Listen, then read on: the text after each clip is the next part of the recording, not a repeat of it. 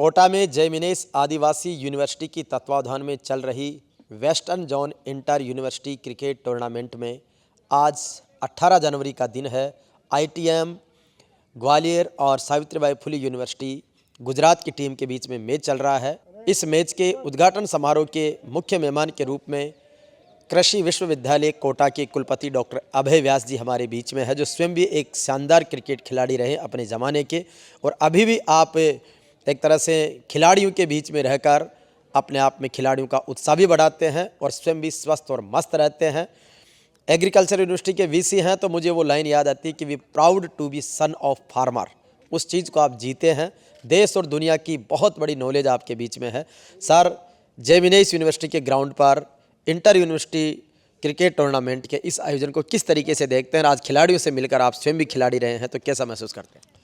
मुझे बहुत ही आज हर्ष है कि जय मिनेश आदिवासी विश्वविद्यालय इतना बड़ा आयोजन जो है एक क्षेत्रीय स्तर का है, western zone inter university cricket tournament, उसका आयोजन कर रहा है। इसको देख करके मुझे अत्यंत खुशी है। मेरा इस प्रांगण में आना दूसरी बार हुआ है और यहाँ पे जो दोनों टीमें हैं आज क्वार्टर फाइनल के अंदर हैं और यहाँ से अपना सेमीफाइनल का सफ़र वो पूरा करेंगी। एक टीम निश्चित रूप से आज उसका सफ़र यहाँ ख़त्म होने वाला है।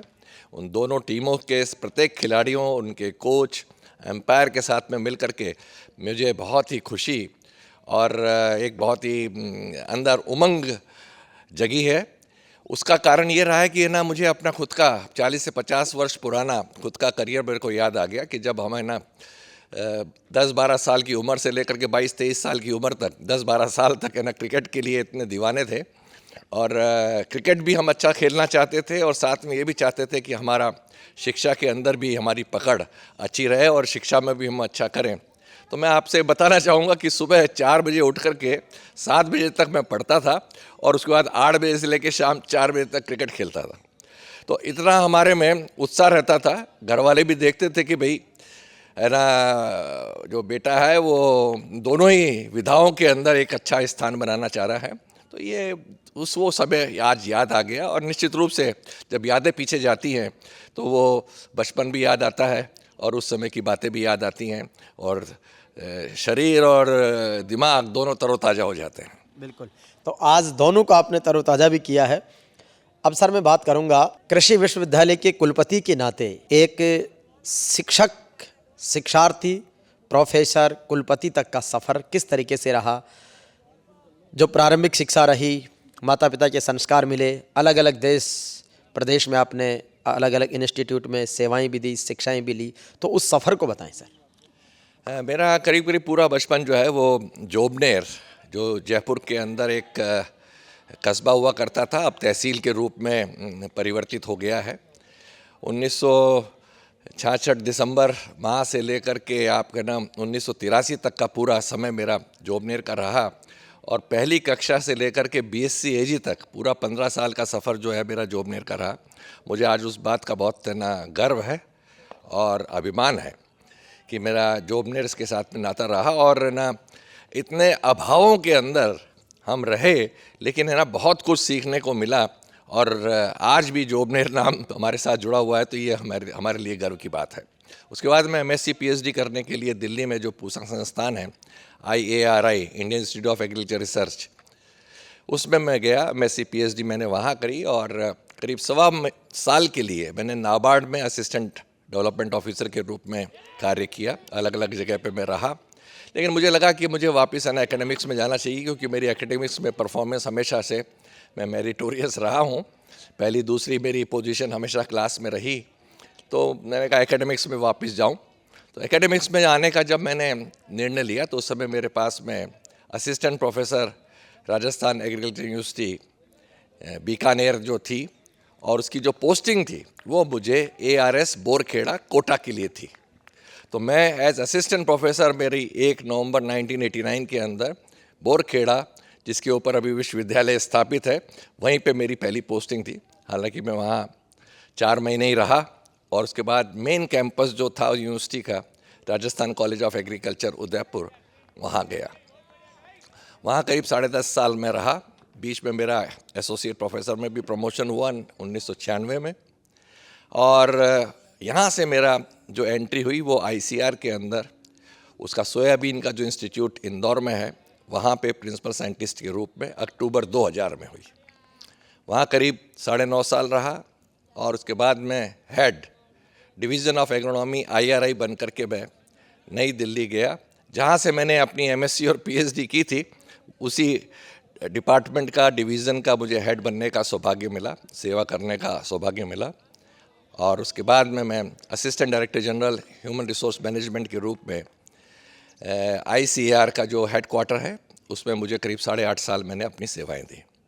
और अक्टूबर 2022 में मुझे ये जो कुलपति कृषि विश्वविद्यालय कोटा के लिए चयनित किया गया और तब से मैं यहाँ पे कार्यरत हूँ, सेवारत हूँ।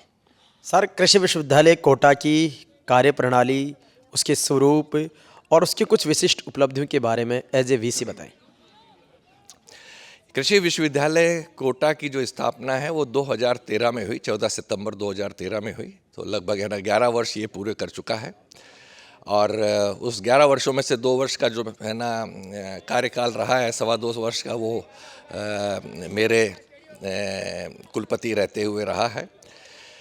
कृषि विश्वविद्यालय कोटा की जो खास बातें हैं वो अनुसंधान के क्षेत्र के अंदर यहाँ पे कई वैरायटियाँ निकली हैं। अब तक है ना 31 वैरायटी जो हैं करीब 10 फसलों के अंदर निकली हैं, जो इस ना संभाग में प्रदेश के लिए, और कुछ वैरायटी तो ऐसी है कि जो हमारे देश के दूसरे राज्यों के अंदर भी वो अच्छा परफॉर्मेंस कर रही हैं।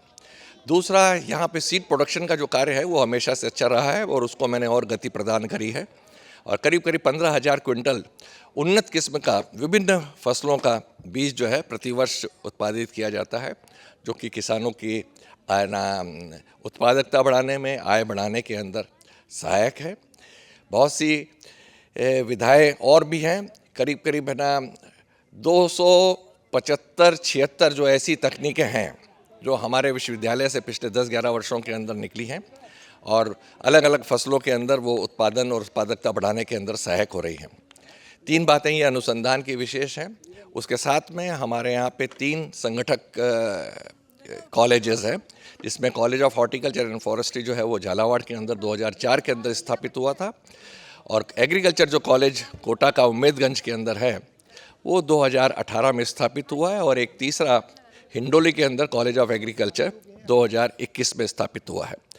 ये तीनों कॉलेज जो हैं यहाँ के विद्यार्थी बहुत अच्छा कर रहे हैं। राष्ट्रीय स्तर के ऊपर है ना ये जो SRF और JRF होती है उसके अंदर पहली दूसरी पोजीशन तक भी ये लोग प्राप्त कर रहे हैं। अब हमारे यहाँ के विद्यार्थी जो है ये इवन है ना उनका IIM के अंदर भी दाखिला हो रहा है। और नेट मेरे आने के बाद में, जो नेट एक है ना बहुत ज़रूरी रिक्वायरमेंट है, किसी को भी अगर है ना असिस्टेंट प्रोफेसर के रूप में अपना चयन कराना है तो उसके लिए नेट होना बहुत ज़रूरी है, जैसा कि आप सबको मालूम होगा। और उसके ऊपर मैंने विद्यार्थियों को मैं खुद जा कर के उनको उनकी मेंटरिंग करता हूँ, काउंसलिंग करता हूँ, उनको गाइडेंस देता हूँ। तो उसका परिणाम ये हुआ कि बहुत ही काफ़ी मतलब है ना उछाल आया कि है ना जो नेट उत्तीर्ण हमारे यहाँ के जो छात्र थे वो उनकी संख्या बढ़ी है। आपके लिए मैं बताना चाहूँगा कि मेरे आने के बाद में वैसे बहुत सारी प्रयास हुए हैं, जिसमें ना 2-3 प्रयासों का मैं और विशेष उल्लेख करना चाहूँगा, जो सामान्यतया से आपको दूसरे कृषि विश्वविद्यालयों में और यहाँ तक कि हो सकता है कि दूसरे अन्य विश्वविद्यालयों में भी, राजस्थान में और दूसरे राज्यों में नहीं मिलेंगे। उसमें मैंने यहाँ आते ही सबसे पहले इस बात पे जोर दिया कि हमारे विश्वविद्यालय और ना इसकी जो विभिन्न इकाइयाँ हैं उसको 9वीं से 12वीं कक्षा के विद्यार्थियों के लिए खोला जाए और उनको ये बताया जाए कि भी कृषि में कितना विज्ञान है और कितनी रोजगार की संभावनाएं हैं।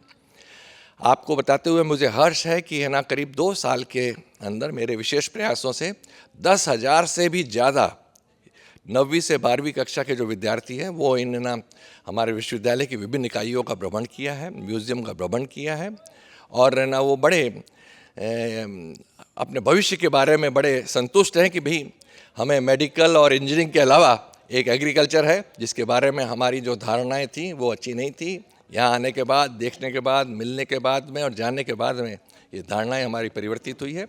इसमें अपूर्व विज्ञान है और अपूर्व रोजगार की संभावनाएं हैं। दूसरा, मैं विद्यार्थियों के बीच में जाता हूं और उसमें 50 से 60 विद्यार्थियों के साथ में मेरा सीधा करीब 1.5 से 2 घंटे का संवाद होता है। उसका नाम है कुलपति विद्यार्थी संवाद। अब तक मैं 20 बार अलग अलग महाविद्यालय जो हमारे हैं उसमें मैं कर चुका हूं और करीब 1000 बच्चों से मेरा सीधा संवाद हो गया है। और उसमें मैं एग्रीकल्चर के अलावा सारी बात करता हूं। खास बात यह है कि जीवन में लक्ष्य कैसा हो, कैसे बनाएं और उसको प्राप्त करने के लिए, सफलता प्राप्त करने के लिए किस तरीके से हम अपनी प्लानिंग करें, स्ट्रेटजी करें, अपना वर्क प्लान बनाएं कि हम एक सफल नागरिक बन सकें, अच्छे नागरिक बन सकें और जीवन में एक सफल आयाम प्राप्त कर सकें। इसके अलावा एक बात मैं और बताना चाहूँगा कि ट्रेनिंग पॉलिसी जो है, हमने हमारे विश्वविद्यालय की ट्रेनिंग पॉलिसी बनाई है और उसके हिसाब से सभी जो चारों तरह के वर्ग होते हैं, वैज्ञानिक वर्ग है, तकनीकी वर्ग है, आपका एडमिनिस्ट्रेशन मिनिस्ट्रियल स्टाफ होता है और चौथा जो आपका क्लास 4 या जिसको सपोर्टिंग स्टाफ बोलते हैं, उनकी चारों के लिए हमने अलग अलग समय पे क्या ट्रेनिंग होनी चाहिए वो पॉलिसी बना करके उनकी ट्रेनिंग हमने स्टार्ट कर दी है। और मुझे बताते हुए खुशी है कि 2 वर्ष के अंदर ही हमने करीब हमारे 82% जो हमारे एम्प्लॉयज़ हैं, ख़ास तौर पे जो नीचे स्तर के हैं, जो 18% बचे हैं वो ऊपर के बचे हैं नीचे के 82% जो हैं उन सब की ट्रेनिंग 1 सप्ताह से लेकर के 1 महीने की हमने पूरी करा दी है। इसका बहुत ही मुझे संतोष है, बहुत ही हर्ष है और हमारे जो विभिन्न कर्मचारी हैं वो बहुत ही इससे उत्साहित हैं और उनकी कार्यशैली में और उनके कार्य की जो इफ़ेक्टिवनेस है, एफिशिएंसी है, उसमें काफ़ी अच्छा प्रभाव पड़ा है। ऐसी ट्रेनिंग जो पॉलिसी है वो कहीं नहीं मिलती है। अभी मैंने 4 दिन पहले ही वो पॉलिसी का जो डॉक्यूमेंट है माननीय केंद्रीय कृषि मंत्री माननीय श्री शिवराज सिंह जी को भी मैंने प्रस्तुत किया। उन्होंने भी बड़ा उसको गौर से देखा कि भाई ऐसी पॉलिसी तो सुनने में और देखने में बहुत कम आती है। तो ये थे हमारे बीच में कृषि विश्वविद्यालय के कुलपति प्रोफेसर डॉक्टर अभय व्यास जी, जिन्होंने क्रिकेट से लेकर के शिक्षा जगत की, कृषि विज्ञान की सारी बातें बताई। धन्यवाद।